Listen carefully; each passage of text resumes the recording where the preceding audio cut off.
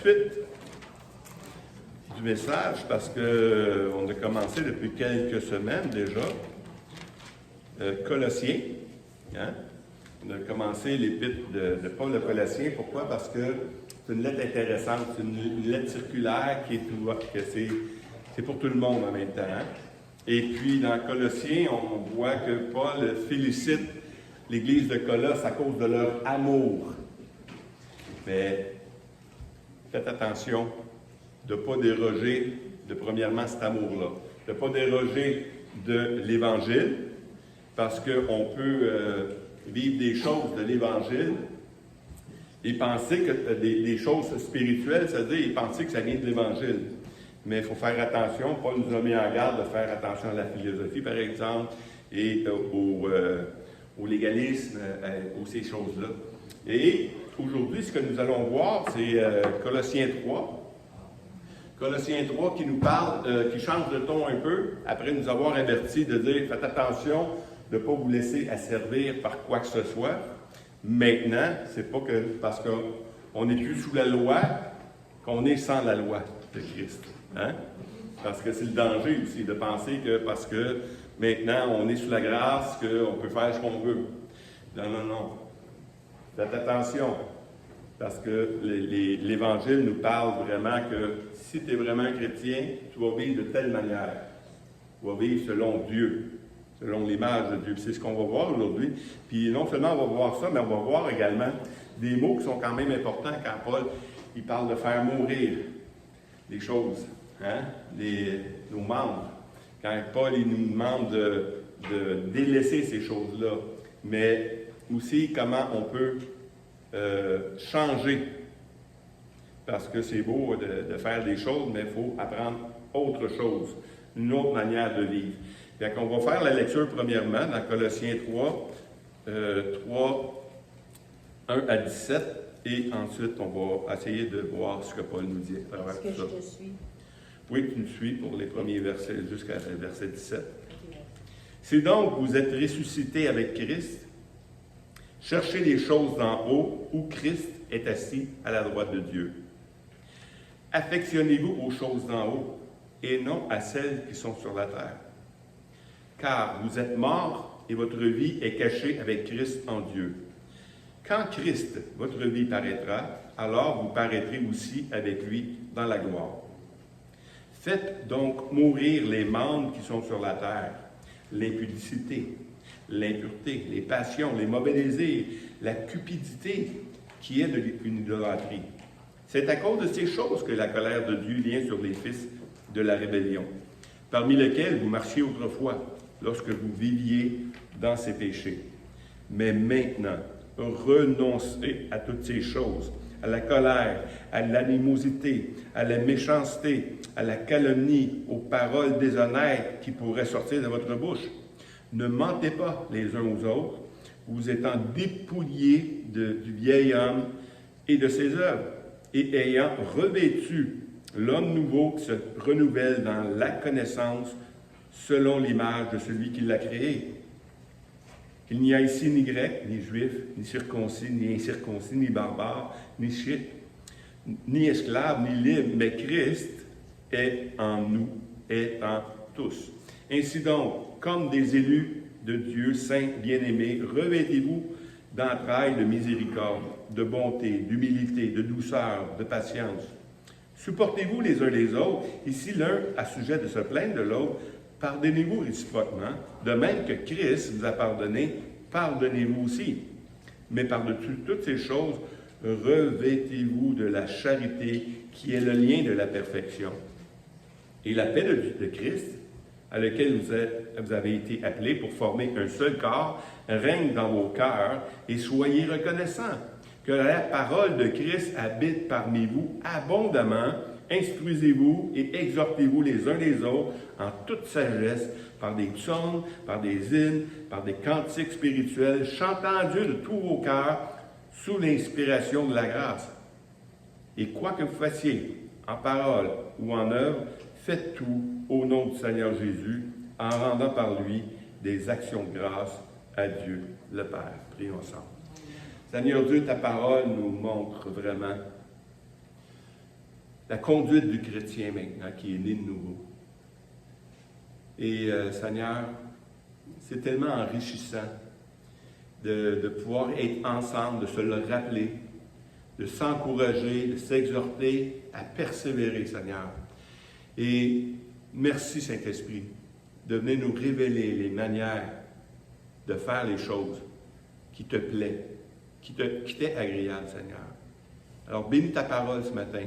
Bénis chacun des personnes ici et ceux aussi qui vont voir ça aussi sur le net, Seigneur Dieu. Bénis-les abondamment dans le nom de Christ. Amen. Amen. Colossiens 3, 1 à 4.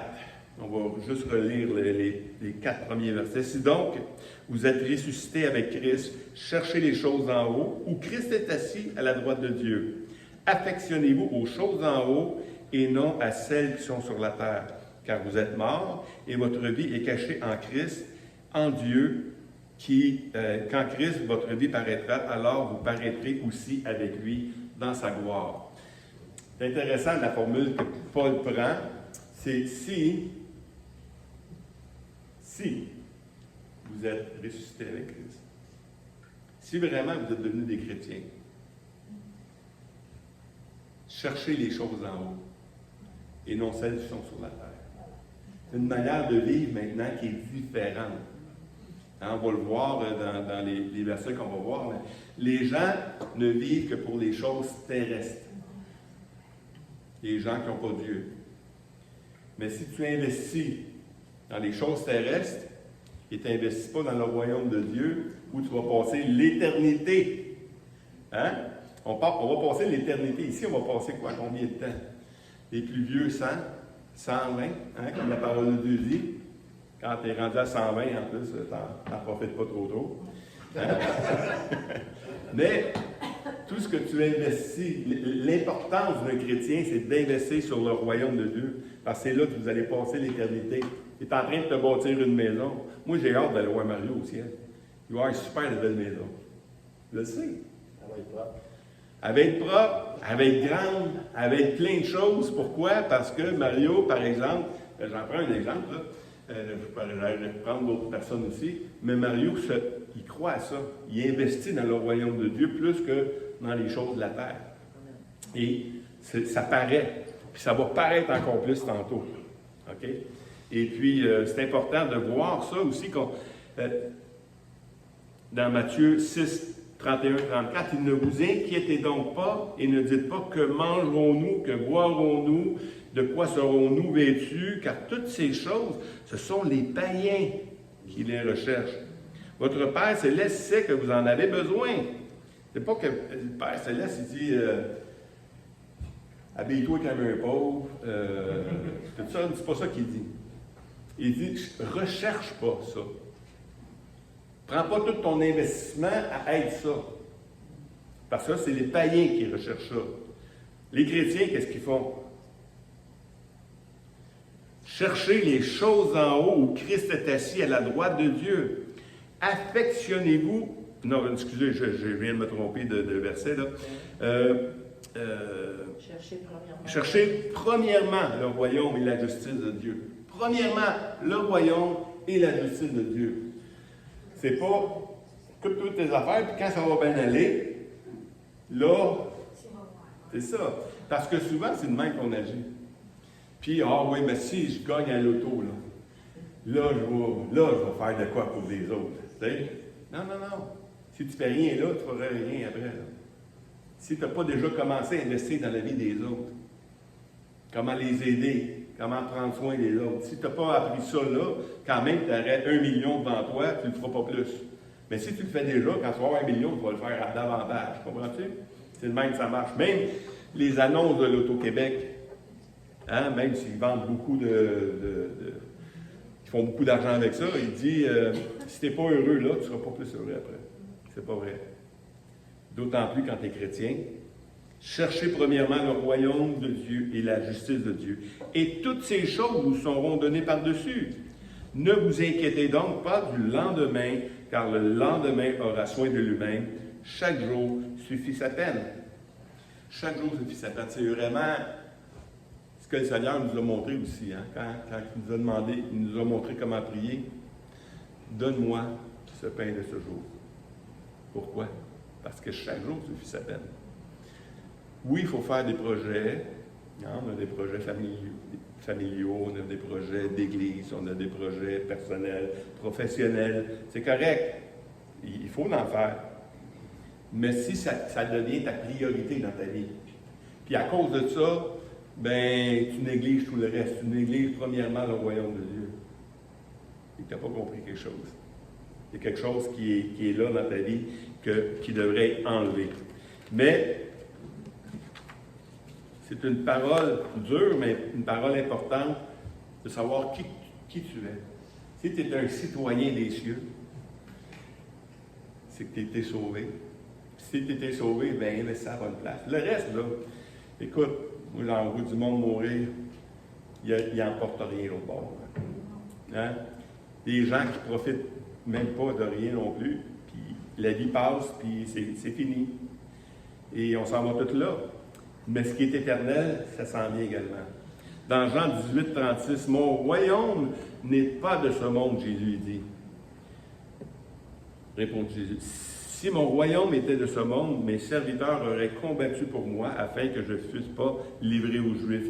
Mais maintenant, mon royaume n'est pas des ci-bas. » Le Seigneur, qui est notre maître, notre exemple, lui-même dit, non, c'est pas ici notre affaire. Ici, ce qui se passe, là, on est dans le terrain ennemi. OK? Premièrement, il l'avait donné à l'homme l'a donné à Satan. Satan, il fait ce qu'il veut avec. Il est locataire. Hein? Il n'est pas le propriétaire. C'est pas lui le propriétaire, c'est lui le propriétaire. Mais un locataire, il a des droits. Puis il peut faire beaucoup de choses. Et puis Satan, il est libre un peu de faire ce qu'il veut. Et nous, quand on passe d'un royaume à un autre, on passe du royaume de Satan qui nous emmène à dire, bien écoute, il faut que Satan t'arrête une tondeuse comme ton voisin, là, ou une plus grosse. On va être dans le plus smart un peu. Mais ça, c'est les annonces. C'est tout ce monde-là qui est influencé par Satan, qui vient nous dicter comment vivre. Mais l'Évangile fait le contraire. L'Évangile a dit non, occupe-toi pas de ces choses-là. Dieu, il sait que tu en as besoin. Si tu t'inquiètes de ça, de toute façon, ça ne change rien. Tu n'auras pas plus, tu n'auras pas moins. C'est Dieu qui pourvoit tes besoins. Fait que si quelqu'un comprend ça, ça va bien.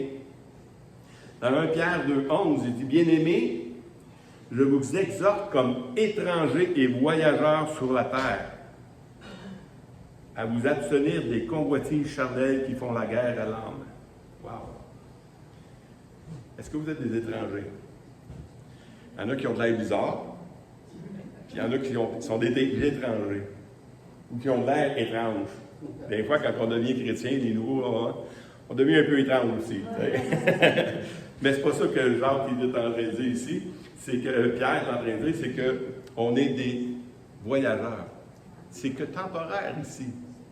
Donc, le royaume de Dieu, c'est ce qui devrait nous aider à vivre. Ça devrait être notre stimulation de tous les jours, de dire, écoute, moi, là, quand je commence ma journée, là, je commence avec la parole de Dieu. Pourquoi? Parce que c'est lui que je veux chercher en premier. C'est lui que je veux plaire en premier. Je veux plaire à Dieu et pas aux hommes. Donc, il faut faire attention à ces choses-là. Dans 1 Jean 1,3, il dit, « Voyez quel amour le Père a témoigné pour que nous soyons appelés enfants de Dieu. Et nous le sommes. Si le monde ne nous connaît pas, c'est qu'il ne l'a pas connu. Bien-aimés, nous sommes maintenant enfants de Dieu, et ce que nous serons n'a pas encore été manifesté, mais nous savons que lorsque cela sera manifesté, nous serons semblables à lui, parce que nous le verrons tel qu'il est. Quiconque a cette espérance en lui se purifie comme lui-même est pur. Wow, c'est un beau passage, ça. Si tu es chrétien, puis tu sais à qui tu appartiens, mais ta vie, tu vas la bâtir dans cette réalité-là de qui tu appartiens. On appartient au roi des rois, au Dieu 3 fois saint.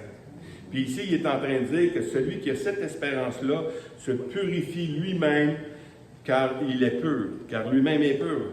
Tu appartiens à lui, c'est Christ devrait être cette source-là.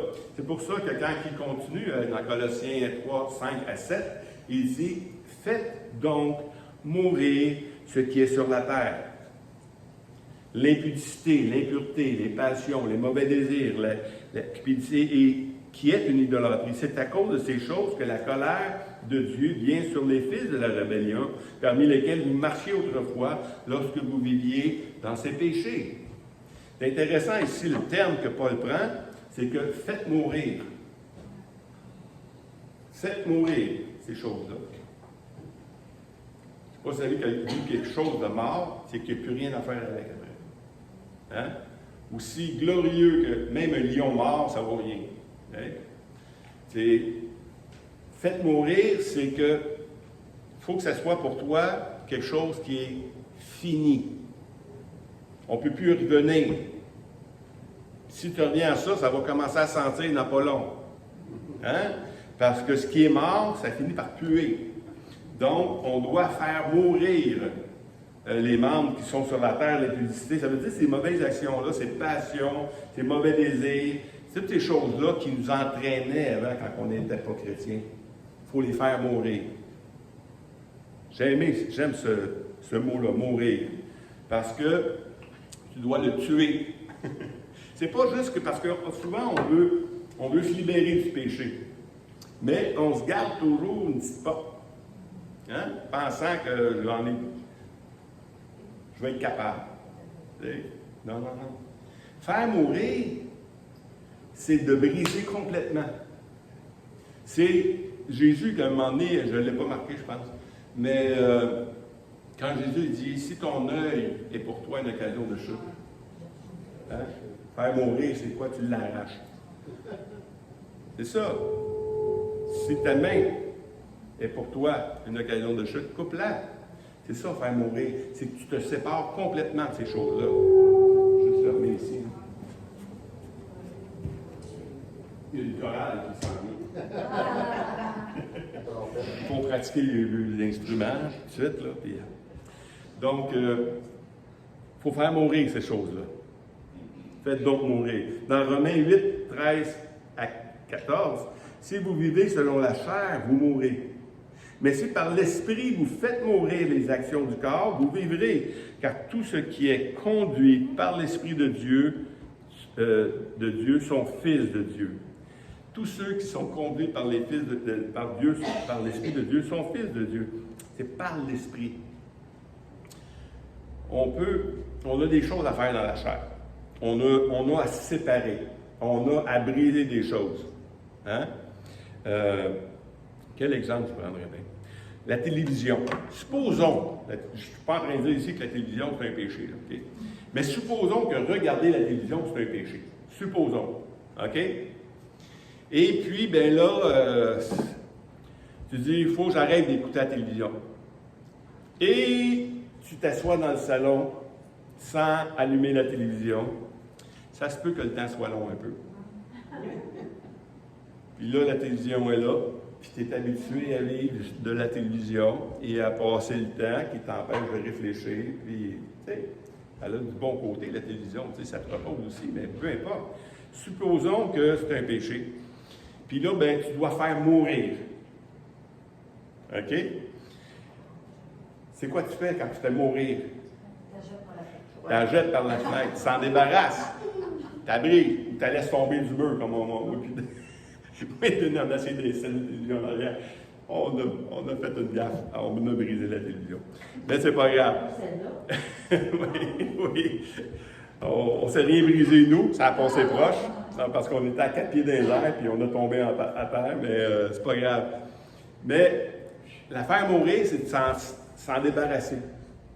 Si tu laisses la télévision-là, il y a 2 grosses chances que si tu as soit une mauvaise nouvelle, s'il arrive de quoi dans ta vie, on l'ouvre.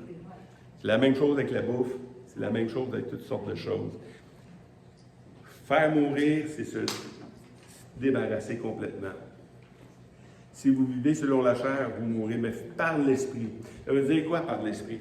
L'Esprit, c'est qu'on peut l'animer, on peut le nourrir, l'Esprit. La chair n'a pas besoin de la nourrir, elle se nourrit toute seule. Mais l'esprit, elle, on doit la nourrir. Comment on la nourrit? C'est ça le thème de Colossiens également, c'est qu'on va être changé par la connaissance de Dieu. Si tu ne la nourris pas, si le Saint-Esprit ne vient pas t'aider dans la connaissance, ça va être dur. Je dis donc, marchez selon l'Esprit, et vous n'accomplirez pas les désirs de la chair. Hein? Dans Galates 5,16, on le connaît tous, ça. Ne marchez pas. Je vais le lire comme il faut. Je dis donc, marchez selon l'Esprit, et vous n'accomplirez pas les désirs de la chair. Et souvent, je vois des gens qui vont arrêter de marcher selon la chair pour être remplis de l'Esprit. C'est deux choses. Pour marcher, il faut que tu marches selon l'Esprit.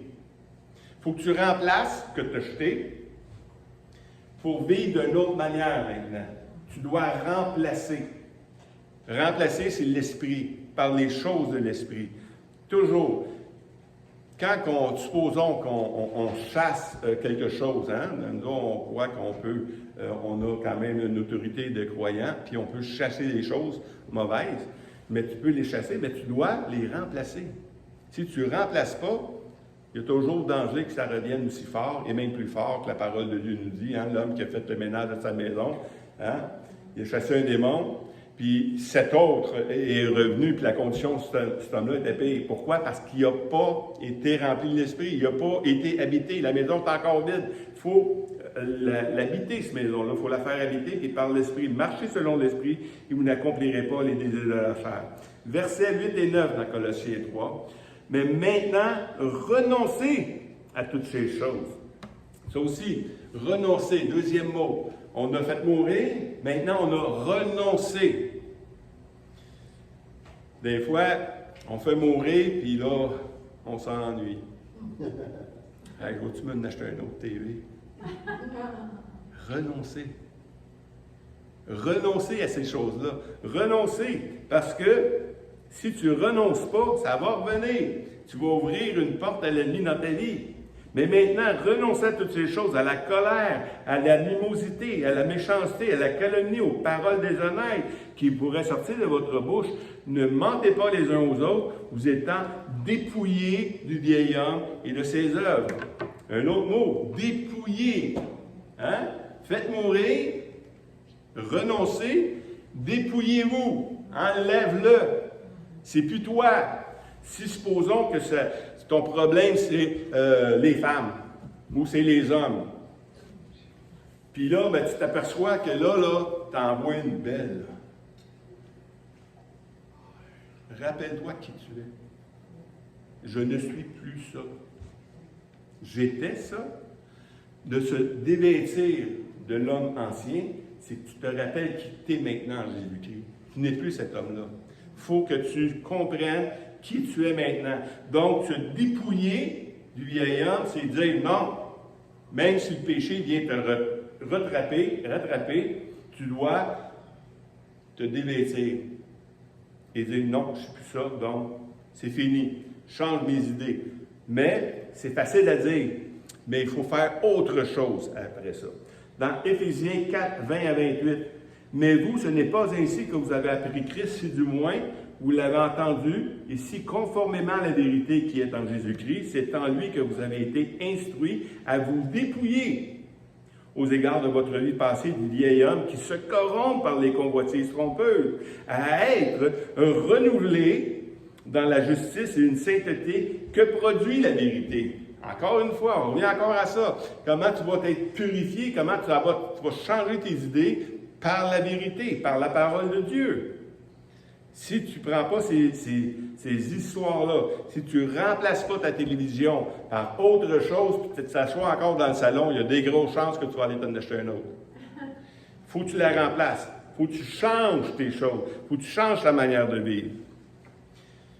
On continue le texte. C'est pourquoi renoncez au mensonge et que chacun de vous parle selon la vérité à son prochain, car nous sommes membres les uns et les autres. Si vous vous mettez en colère, ne péchez point, que le soleil ne se couche pas sur votre colère. Et ne donnez pas accès au diable. J'aurais dû le souligner, ça. Ne donnez pas accès au diable, que celui qui dérobait ne dérobe plus. Mais le texte n'arrête pas là. Mais plutôt qu'il travaille en faisant de ses mains ce qui est bien, pour avoir de quoi donner à celui qui est dans le besoin. C'est beau de dire, arrêtez de faire ça, je veux que j'arrête de faire ça, mais il faut que je remplace ça par d'autres choses. Ici, il dit, remplace. Si tu dérobais, ne dérobe plus, mais travaille de tes mains pour te donner à faire d'autres choses. Il faut que tu fasses d'autres choses. Si tu ne fais rien d'autre, tu vas revenir dans tes anciens péchés, c'est aussi facile que ça. Donc, mais en faisant ce qui est bien de tes mains. Non seulement arrête de dérober, mais travaille. Dans Colossiens 3.10, on est rendu dans 3.10, verset 10, ayant revêtu, ah oui, l'homme nouveau qui se renouvelle dans la connaissance de l'image de celui qui l'a créé. Ça revient tout le temps, hein? Dévêtir, mais t'en mets un autre manteau. C'est pas juste enlève ton manteau, mets-en un autre. Quand j'étais jeune chrétien, j'étais chauffeur de taxi. Quand je suis à l'université, tout ça. Et puis, écoute, on embarque des femmes, là, puis toutes sortes de femmes. Là. Et puis, à un moment donné, je ne sais pas trop porter là-dessus, mais quand même, il fallait que je prenne des dispositions pour changer. Pour arrêter de regarder les femmes comme je les voyais dans mon ancienne nature. Et les voir maintenant comme Dieu veut que je les voie. Dieu veut que je les voie comme des sœurs. Dieu veut que je les voie comme ma mère. Hein? C'est comme ça qu'on doit changer. Mais, parce que, par exemple, ma sœur et ma mère, je n'ai jamais eu des envies sexuelles envers eux autres. Peut-être qu'il y en a qui sont croches dans vos têtes, là, puis ça peut arriver, mais normalement, tu n'as pas des appétits sexuels envers ta mère et tes enfants ou ta sœur. Fait que, mais là, quand tu les considères de même, c'est une chose. Mais après ça, je devais faire autre chose. Je devais remplacer en plus. Donc, ce que je faisais, c'est à chaque fois qu'il y avait une femme, je parlais du Seigneur. Hein? Ça brise hein? Ça brise la libido un peu. Pourquoi? Parce que tu te mets dans la bonne position. Tu les considères comme qu'ils sont vraiment. Et c'est ça qu'ils sont également. Puis de les considérer vraiment comme ça, comme des hommes, puis de leur parler, de changer ta manière de faire avec eux autres. Parce que eux, pas, ils vont te cruiser, tu sais, puis ça va arriver. Ça l'arrivait. Mais pour arrêter ça, je lui parlais du Seigneur. Assez qu'il y a des gens qui, écoutez, je vais vous conter l'histoire de Chantal. Chantal, je l'ai conté à Hélène cette semaine, on parlait un peu de ça aussi. Chantal, c'est une prostituée. Danseuse, prostituée, pas mal la même chose à cette heure. Parce que... Et puis, je parle à Chantal, et je parlais du Seigneur. Puis là, elle me compte que moi, là, ma tante, là, elle m'a envoyé dans les camps chrétiens quand j'étais jeune. Puis elle a entendu parler du Seigneur. Elle a su c'était quoi. Mais ça n'a pas changé sa vie. Mais quand elle me voyait moi, elle était tellement mal à l'aise de faire ce qu'elle faisait. Ça la rendait mal à l'aise. Et puis je suis content parce que j'ai pu y prêcher l'Évangile. Et puis le fait qu'elle s'approche du Seigneur, c'est qu'elle a une crainte du Seigneur. Et elle avait commencé même à prier. Elle priait que ce ne soit pas moi que j'allais chercher. Parce qu'elle était mal à l'aise. Donc, il y a plusieurs manières de faire les choses. On était rendu où? Genèse 1, 26 à 27. Puis Dieu dit, faisons l'homme à notre image, selon notre ressemblance, et qu'il domine sur les poissons de la mer, sur les oiseaux du ciel, sur le bétail, sur toute la terre et sur les reptiles qui rampent sur la terre. Dieu créa l'homme à son image, il les créa l'homme à l'image de Dieu. Il créa l'homme et la femme. On est à l'image de Dieu, on a été créés à l'image de Dieu. Donc, notre image également, qui a été faussée par la chute, hein, qu'on n'était plus ces choses-là, mais ça doit revenir. Puis notre image maintenant, c'est plus l'ancien Adam, c'est le nouvel Adam. On n'est plus, en tant que chrétien, on aurait pu être conduit par nos passions charnelles, mais par l'Esprit et par le Christ. Hein? Faites dans Genèse 1, 26, 27, semblable à 1 Corinthiens 15, 47, 46.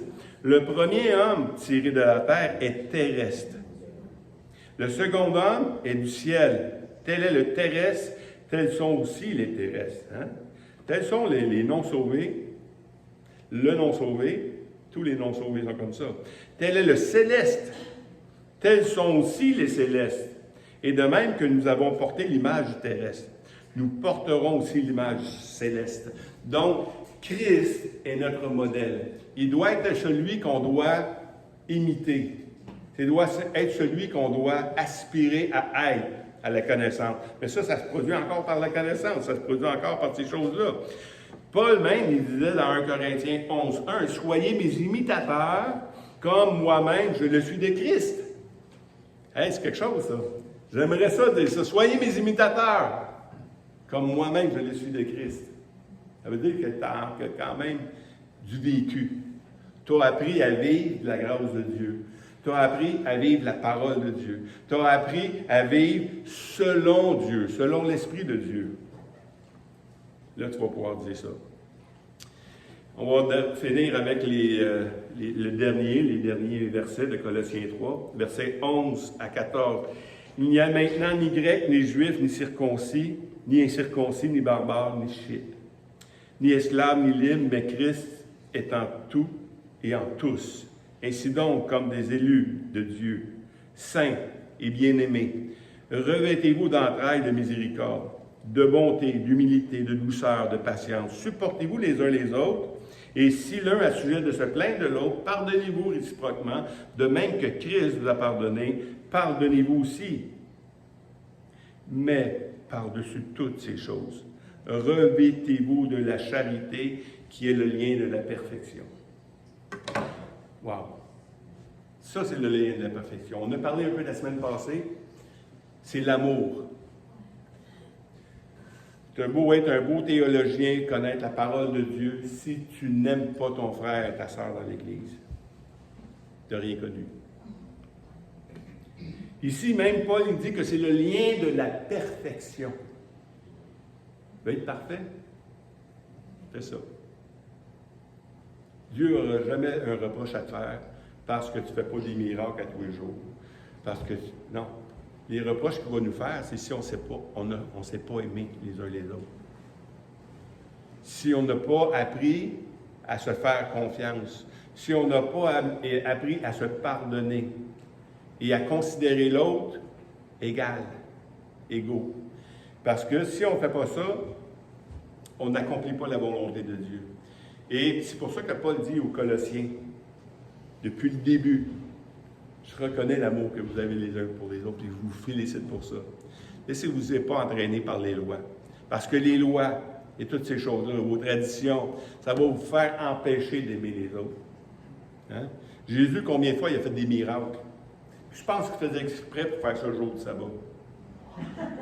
Ah, c'est sûr qu'il faisait exprès parce que c'est pour l'épicosser. Parce que la loi, là, c'est rien. C'est la miséricorde qui fait plaisir à Dieu. Vous voulez être parfait? Aimez-vous les uns les autres. Peu importe qui vous êtes, aimez-vous les uns les autres. Dans 1 Corinthiens 13, 12 à 13, aujourd'hui, nous voyons au moyen d'un miroir, d'une manière obscure, mais nous verrons face à face. Aujourd'hui, nous connaissons en partie, mais alors, je connaîtrai comme j'ai été connu. Maintenant, ces trois choses demeurent.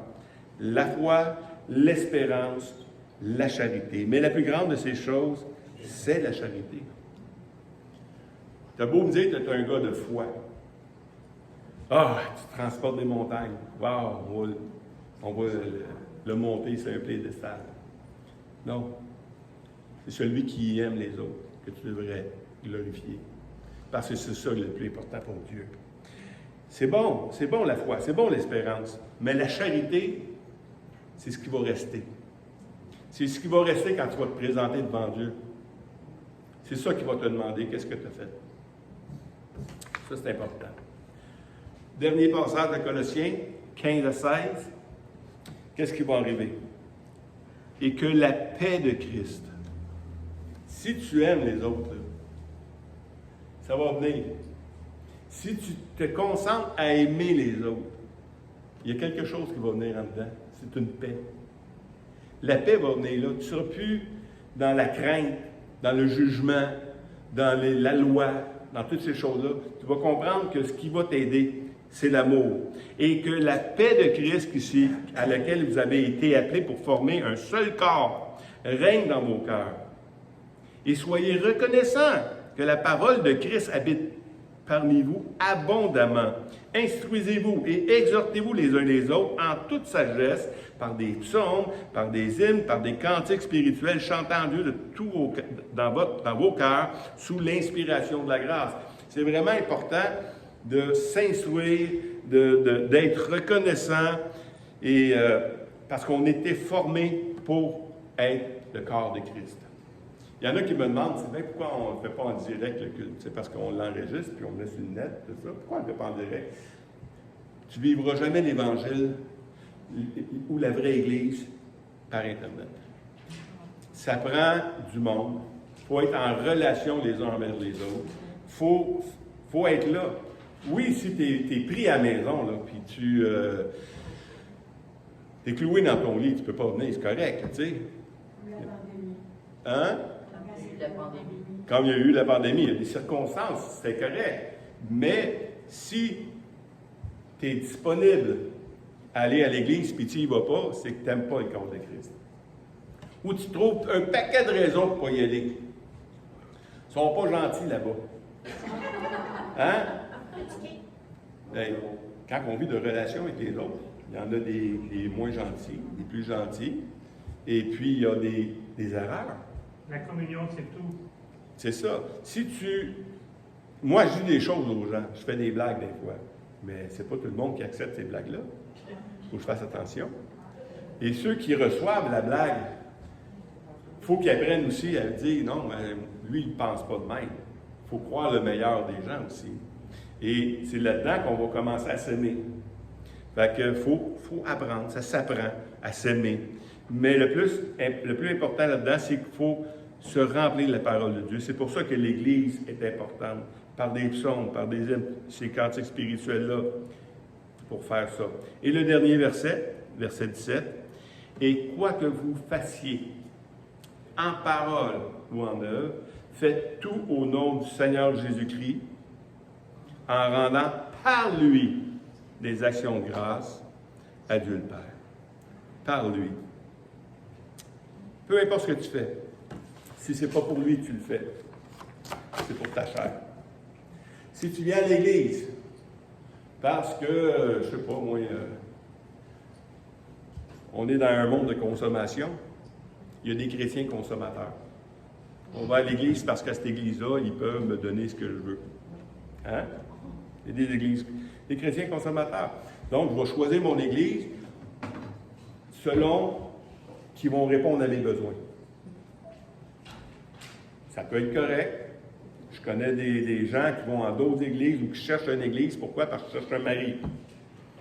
C'est pas pour ça que tu vas à l'église. Tu ne vas pas à l'église pour chercher un mari. Ça se peut que tu trouves... C'est mieux de trouver un mari dans l'église que de le trouver au bar. Ça, c'est sûr et certain. Okay? Mais ta raison première, c'est Christ. C'est Dieu. C'est pour Dieu qu'on fait les choses. C'est pour le connaître lui. Parce que le connaître lui, ça va changer ta vie. Puis le connaître lui, ça va t'ouvrir les yeux sur le ciel. Ça va te donner une bonne raison de faire les choses. C'est ça l'important, de trouver la raison pourquoi on fait les choses en tant qu'Église. On le fait pour le connaître lui. Puis Dieu a permis qu'on fasse ça ensemble. Paul n'aurait jamais dit « supportez-vous les uns les autres ». Ça veut dire quoi, ça, se supporter les uns les autres? Ça veut dire que ça se peut que ça te choque un peu. La différence. La différence des gens. Ça se peut que ça te choque un peu. Mais il faut apprendre à s'aimer pareil et à vivre l'Évangile de toute façon. Et on est tous dans un cheminement. Et je finis avec ça.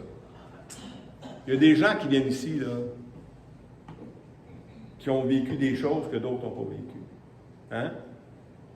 Ça veut dire quoi? Ça veut dire que moi, quand je suis venu au Seigneur, j'étais marié, tout était correct, dans le sens que je n'avais pas grand-chose à changer dans ma vie physique. Mais supposons que tu es un bar de danseuse. Là, tu deviens au Seigneur. Hein? Il y a des choses qu'il faut que tu changes. Il y a des styles de vie que tu as vécus qui peuvent même choquer les autres. Mais on ne vient pas tous de la même place. Mais la grâce de Dieu vient tout nous sauver pareil. Il y a des choses qu'on a faites qu'on a honte, puis on n'en parlera jamais parce qu'on en a trop honte. Mais il faut s'aimer pareil. Il faut vivre de l'Évangile. Puis quand les autres t'apprennent que quelqu'un a vécu quelque chose, que toi, jamais tu n'aurais fait ça, bien, dis-toi bien que lui, il n'aurait jamais fait que ce que toi, tu as peut-être fait. OK? Parce que tu n'es pas plus haut que l'autre. Puis c'est ça l'Évangile. L'Évangile, c'est ça de s'aimer les uns les autres, de grandir par la connaissance des Écritures, puis la vivre par l'Esprit de Dieu. Si tu fais ça, c'est winner. Si tu fais autrement, si tu essaies de faire autre chose, ça se peut que tu vas aller de l'autre église.